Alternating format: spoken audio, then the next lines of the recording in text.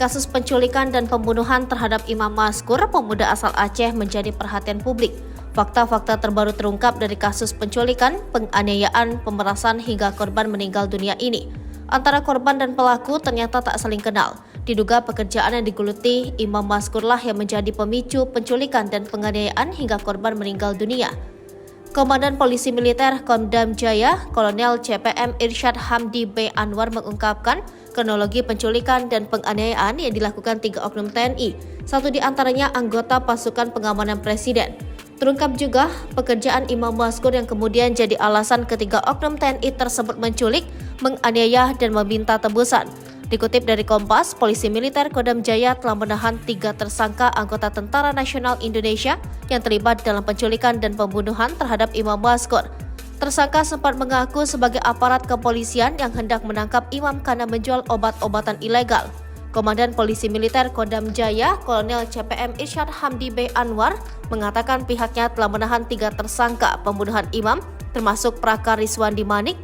Praka RM merupakan anggota pasukan pengamanan Presiden, sementara 2 rekannya merupakan anggota Satuan Direktorat Topografi TNI AD dan Satuan Kodam Iskandar Muda. Selain 1 anggota Pas Pampres, Praka RM, kedua pelaku lain dalam kasus penculikan dan pembunuhan Imam merupakan anggota TNI. Namun keduanya bukanlah bagian dari anggota Pas Pampres, kata Irsyad.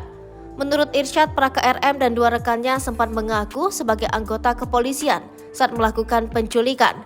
Saat itu Imam Maskur tengah menjaga toko kosmetik dan obat-obatan di Kelurahan Trempoa, Kecamatan Ciputat Timur, Tangerang Selatan, Banten, sekitar pukul 17. Warga sekitar yang menyaksikan peristiwa itu sempat memberi pertolongan kepada Imam. Namun warga tidak berani bertindak lebih lanjut. Mereka mengira yang membawa Maskur adalah benar anggota kepolisian. Irsyad mengatakan Praka RM dan rekannya menculik Imam karena merupakan pedagang obat ilegal. Mereka berani menculik karena tahu Imam tidak akan berani melapor ke polisi. Imam Maskur dan teman-temannya itu pedagang obat ilegal. Jadi jika mereka diculik atau diperas, mereka tidak akan lapor polisi, kata Irsyad. Pihak Pomdam Jaya masih mendalami sejak kapan para pelaku merencanakan penculikan. Irsyad menegaskan saat ini belum ditemukan keterlibatan masyarakat sipil dalam kasus ini. Sejauh ini ia baru menahan 3 tersangka. Menurut dia, ketiga tersangka tidak ada permasalahan dengan korban. Pelaku dan korban tidak saling mengenal. Saat ini ketiga tersangka telah ditahan di Pomdam Jaya, Guntur Setiabudi, Jakarta Selatan. Irsyad juga membenarkan tersangka meminta tebusan 50 juta rupiah kepada Imam. Akan tetapi Imam tidak bisa menyanggupinya sehingga tersangka terus memukulinya. Jadi sudah jelas bahwa tersangka ingin memeras korban, lanjutnya. Kerabat korban Said Sulaiman menuturkan bahwa ia mendapat kabar penculikan Imam dari warga sekitar. Ia menceritakan Imam sempat meneriaki pelaku sebagai perampok, sebab pelaku tiba-tiba memasuki toko dan menantang Imam. Teriakan Imam pun langsung direspons oleh warga sekitar. Awalnya ada 1 pelaku yang mendatangi korban, kemudian turunlah 2 pelaku lain dari mobil yang dia parkir di samping jalan. Mereka bilang kepada warga dari aparat kepolisian, kata Said. Keluarga korban membaca Al-Quran di makam almarhum Imam Maskur, warga desa Monkelayu, Kecamatan Gandapura, Kabupaten Birawan, Aceh, Minggu 27 Agustus 2023. Imam meninggal karena penyiksaan. Setelah itu korban dipaksa masuk ke mobil pelaku dengan kondisi tangan diborgol. Salah seorang warga yang melihat kejadian itu kemudian menghubungi Said.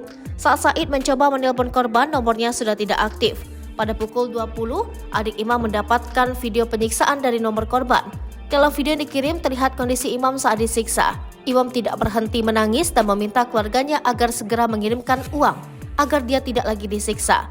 Saat dihubungi, para pelaku meminta tebusan 50 juta rupiah agar Imam selamat. Menurut Said, orang tua Imam di Aceh sempat mencari pertolongan dengan mencoba meminjam uang untuk menebus Imam. Namun pihaknya tidak menerima telepon lagi baik dari Imam maupun pelaku. Khawatir dengan keselamatan Imam, Said memutuskan untuk melaporkan penculikan itu kepada Polda Metro Jaya.